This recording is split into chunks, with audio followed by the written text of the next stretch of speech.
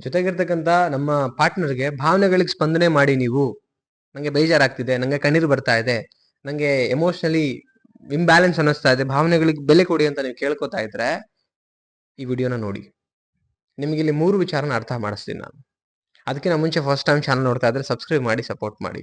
Okay, and counselling ಬೇಕಾ? ಸ್ಕ್ರೀನ್ನ number ಹಾಕಿರ್ತೀನಿ, contact ಮಾಡಿ. ವಿಡಿಯೋ ಕೊನೆ ತನಕ ನೋಡಿ, ಒಂದು ಕ್ಲಾರಿಟಿ ಸಿಗುತ್ತೆ, ಇನ್ಫಾರ್ಮೇಶನ್. ಓಕೆ, ಫಸ್ಟ್ ಪಾಯಿಂಟ್ ಏನಂತ ಹೇಳಿದ್ರೆ, ಅದು ಕೇಳಿ ಪಡೆಯೋದು ಅಲ್ವೇ ಅಲ್ಲ. ಫಸ್ಟ್ ಆಫ್ ಆಲ್, ನೀವು ಭಾವನೆಗಳನ್ನು ಕೇಳಿ ಪಡ್ಕೊಂಬೇಡಿ ನೀವು. ಓಕೆ, ಅದು ತಾನಾಗೆ ಕೊಡಬೇಕು ಅಂತ ಅನಿಸ್ಬೇಕು. ನಿಮ್ಮನ್ನು ಇಷ್ಟಪಟ್ಟಾಗ ತಾನಾಗೆ ಕೊಡ್ತಾರೆ ಅವರು. ಓಕೆ, ನೀವು ನನಗೆ ಲೈಕ್ ಚೆನ್ನಾಗಿ ಟ್ರೀಟ್ ಮಾಡಿ, ನನಗೆ ಕೇರ್ ಮಾಡಿ, ನನಗೆ ಪ್ರೀತಿ ಕೊಡಿ, ನನಗೆ ಹುಷಾರಿರ್ಬೇಕಾದ್ರೆ ಸ್ವಲ್ಪ ಬಿಸಿನೀರು ಕಾಯಿಸಿ ಕೊಡಿ, ಇದೆಲ್ಲ ಕೇಳುವಂಥದ್ದಲ್ಲ. ಆಕ್ಚುಲಿ ನಿಮ್ಮ ಮೇಲೆ ಅವರಿಗೆ ಪ್ರೀತಿ ಅನ್ನೋದಿದ್ರೆ ಅವರೇ ಅದನ್ನು ಮಗು ಥರ ಟ್ರೀಟ್ ಮಾಡ್ತಾರೆ. ತುಂಬಾ ಇಷ್ಟಪಟ್ಟಾಗ ನೀವು ಹೇಳೋದೇ ಬೇಡ. ಅವ್ರಿಗೆ ನೋವಾದ್ರೂ ನಿಮ್ ಖುಷಿಗೋಸ್ಕರ ಬದುಕ್ತಾರೆ. ಅದನ್ನ ಕೇಳ್ತಿದ್ದೀರಾ ಅಂದ್ಮೇಲೆ ಅವ್ರು ನಿಮ್ಮನ್ನ ಇಷ್ಟಪಡ್ತಿಲ್ಲ ಅಂತ ಅರ್ಥ. ಓಕೆ ಫೈನ್, ಎಲ್ಲೋ ಒಂದ್ ಕಡೆ ಕೋಪ ಮಾಡ್ಕೊಂಡಿದಾರಾ, ಅದು ಲಾಂಗ್ ಟರ್ಮ್ ಅಲ್ಲಿ ಕ್ಯಾರಿ ಮಾಡ್ತಿದಾರಾ, ಆವಾಗ ಅದು ಕೂಡ ರಾಂಗ್ ಆಗುತ್ತೆ. ಕೋಪ ಬಂದು ಕೆಲವರು ಭಾವನೆಗೆ ಸ್ಪಂದನೆ ಮಾಡ್ತಿಲ್ಲ, ಅದು ಓಕೆ, ಬಟ್ ಅದನ್ನ ಲಾಂಗ್ ಟರ್ಮ್ ಅಲ್ಲಿ ಕ್ಯಾರಿ ಮಾಡಬಾರ್ದು. ಓಕೆ, ಅದಕ್ಕೆ ಹೇಳಿದ್ವಿ ಕೇಳಿ ಪಡೆಯುವಂಥದ್ದಲ್ಲ. ಇದನ್ನ ಫಸ್ಟ್ ತಿಳ್ಕೊಳ್ಳಿ, ಕೇಳಕ್ ಹೋಗ್ಬೇಡಿ ನೀವು. ಸೆಕೆಂಡ್ ಥಿಂಗ್ಸ್ ಏನಂದ್ರೆ, ಭಾವನೆ ಅನ್ನೋದು ಕೇಳಿದಾಗ ನಿಮಗೆ ಗತಿ ಇಲ್ಲ ಅನ್ಕೋತಾರೆ. ಈಗ ನೀವು ಕೇಳಕ್ ಹೋಗ್ತೀರಿ, ಏನ್ ಅನ್ಕೋತಾರೆ?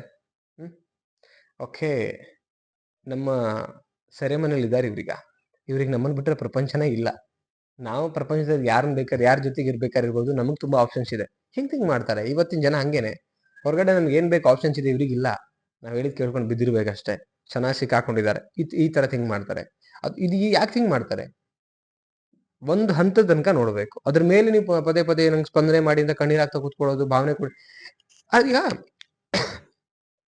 ಒಂದು ಕಲ್ಲಿರುತ್ತೆ, ಅದ್ರ ಮೇಲೆ ನೀರ್ ಹಾಕ್ತೀರಿ, ಆ ಕಲ್ಲು ನೀರ್ನ ಇಂಕೊಳ್ಳಲ್ಲ, ಅದು ನಿಮ್ಗೆ ಗೊತ್ತಾಯ್ತು.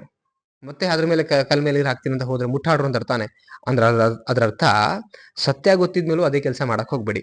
ಅವ್ರು ಕೇಳಿಸ್ಕೊಳ್ಳಲ್ಲ, ಅರ್ಥ ಮಾಡಿದ್ಮೇಲೂ ಅರ್ಥ ಮಾಡ್ಕೊಳ್ಳಲ್ಲ ಅಂದ್ಮೇಲೆ ಹೇಳೋದನ್ನ ಸ್ಟಾಪ್ ಮಾಡ್ಬೇಕು. ಬುದ್ಧಿವಂತರ ಲಕ್ಷಣ. Second point. ಥರ್ಡ್ ಪಾಯಿಂಟ್ಗೆ ಹೋಗೋಣ. ಪ್ರೀತಿ ಇದ್ರೆ ತಾನಾಗೆ ಭಾವನೆಗೆ ಸ್ಪಂದನೆ ಮಾಡುವಂತ ಕೆಲಸ ಮಾಡ್ತಾರೆ. ಒಂದೇನೋ ಒಂದು ತುಂಬಾ ಇಷ್ಟಪಟ್ಟಿರೋದು ಏನೋ ಒಂದು ವಸ್ತು ತಗೊಂಡ್ಬರ್ತೀವಿ ಅನ್ಕೊಳ್ಳಿ, ಬೈಕೋ, ಕಾರೋ, ಇನ್ನೊಂದು ಮತ್ತೊಂದು, ಅದ್ರ ಮೇಲೆ ತುಂಬಾ ಕ್ರೇಜ್ ಇರಬೇಕು. ಅವಾಗ ಏನ್ ಮಾಡ್ತೀವಿ ನಾವು? ಅದನ್ನ ತುಂಬಾ ಜೋಪಾನ ನೋಡ್ಕೋತೀವಿ. ನಾವು ಅದನ್ನ ಕ್ಲೀನ್ ಮಾಡ್ಕೋತೀವಿ, ಡಸ್ಟ್ ಬಂದ್ರೆ ಒರೆಸ್ಕೋತೀವಿ. ಅದ್ರ ಬಗ್ಗೆ ತುಂಬಾ ಒಂದು ಮಗು ತರ ಟೇಕ್ ಕೇರ್ ಮಾಡ್ತೀವಿ ನಾವು. ಯಾವಾಗ? ತುಂಬಾ ಅದು ನಮ್ಗೆ ಇಷ್ಟ ಇದ್ದಾಗ, ನಿಜವಾಗ್ಲೂ ತುಂಬಾ ಇಷ್ಟಪಡ್ತೀವಿ. ಇಷ್ಟ ಇದ್ದಾಗ. ಇಷ್ಟ ಇಲ್ಲ ಅಂತ ಹೇಳಿದ್ರೆ ಏನ್ ಮಾಡ್ತೀವಿ ನಾವು? ಅದ್ರ ಕಡೆ ತಿರುಗು ನೋಡಲ್ಲ. ಇದು ಹಂಗೇನೆ. ನೀವು ಭಾವನೆಯನ್ನ ಕೊಡಿ ಅಂತ ಕೇಳೋದಕ್ಕಿಂತ ಅವ್ರು ನಿಮ್ಮನ್ನ ಇಷ್ಟಪಡ್ತಿದಾರ ಇಲ್ಲ ಅಂತ ಅಲ್ಲಿ ಗೊತ್ತಾಗತ್ತೆ. ನೀವು ಮಲ್ಕೊಂಡ್ರೆ ಸಾಕು, ಏನಾಗಿದೆಯಪ್ಪ, ಹುಷಾರಿಲ್ವಾ, ಹೋಗೋಣ ಹಾಸ್ಪಿಟ್ಲಿಗೆ, ಏನಾಗಿದೆ, ಬೇಜಾರು ಮಾಡ್ಕೊಂಡಾಗ ಅದನ್ನ ರಿಯಾಲಿಟಿ ಅರ್ಥ ಮಾಡಿಸ್ಬಿಟ್ಟು ನಿಮ್ ಬೇಜಾರನ್ನ ಆಚೆ ತರ್ತಾರೆ. ವಾಯ್ಸಲ್ಲಿ ಎಲ್ಲೋ ಒಂಥರ ಡಿಫ್ರೆನ್ಸಿಯೇಷನ್ ಕಂಡಾಗ ಏನಾಯ್ತು ಅಂತ ಕೇಳ್ತಾರೆ. ಇದಲ್ವಾ ಪ್ರೀತಿ ಅಂದ್ರೆ? ಸಣ್ಣ ಡಿಫ್ರೆನ್ಸ್ ಕೂಡ ಕಂಡಿಡ್ಬಿಟ್ಟು ನಿಮ್ಗೆ ಸ್ಪಂದನೆ ಮಾಡ್ತಾರಲ್ಲ ಮಗು ತರ, ಅದು ಅವರಲ್ಲಿ ಹುಟ್ಟಬೇಕು, ಅವರಲ್ಲಿ ಬರ್ಬೇಕದು. ಅವಾಗ ಅದು ಪ್ರೀತಿ ಅಂತ ಅನಿಸ್ಕೊಳ್ಳುತ್ತೆ. ಎಷ್ಟೋ ಜನ ನಾಟಕ ಮಾಡ್ತಾರೆ, ಅವ್ರ ಸ್ವಾರ್ಥಕ್ಕೆ ಯೋಚನೆ ಮಾಡ್ತಾರೆ. ಅದಕ್ಕೇನೆ ದಯವಿಟ್ಟು ನಿಮ್ಮ ಪಾರ್ಟ್ನರ್ ಏನೇ ಇರಲಿ, ನಿಮ್ಮ ಒಬ್ಬಂಟಿಯೊಟ್ಟಿಗೆ ನೀವು ಖುಷಿಯಾಗಿರಿ, ಬಟ್ ಭಿಕ್ಷೆ ಬೇಡಬೇಡಿ. ಭಾವನೆಗಳನ್ನ ಕೊಡಿ, ನಮ್ಗೆ ಸ್ಪಂದನೆ ಮಾಡಿ ಅಂತ ಯಾರ ಹತ್ರ ನೀವು ಕೇಳುವಂಥದ್ದೆಲ್ಲ ಹಂಗೆ ಕೇಳಕ್ ಹೋಗ್ಬೇಡಿ. Okay, I think video information ಆಗಿ ನಿಮ್ಗೆ ಸಿಕ್ಕಿದೆ ಅಂತ ಅನ್ಕೋತೀನಿ. ಎಸ್, ಎಕ್ಸಾಕ್ಟ್ಲಿ ಅನ್ಸಿದ್ರೆ just go and do the comment. Okay, and subscribe ಮಾಡದೆ ನೋಡ್ತಾ ದಯವಿಟ್ಟು ಸಬ್ಸ್ಕ್ರೈಬ್ ಮಾಡಿ. ಆ್ಯಂಡ್ ಕೌನ್ಸಿಲಿಂಗ್ ಬೇಕಾ? ಸರಿ, ನಿಮ್ಮ ನಂಬರ್ ಹಾಕಿರ್ತೀನಿ, ಕಾಂಟ್ಯಾಕ್ಟ್ ಮಾಡಿ ಅಂತ ಹೇಳ್ತಾ ಮತ್ತೊಂದು ಟಾಪಿಕಲ್ಲಿ ಸಿಗ್ತೀನಿ. Thank you so much. Love you. Bye.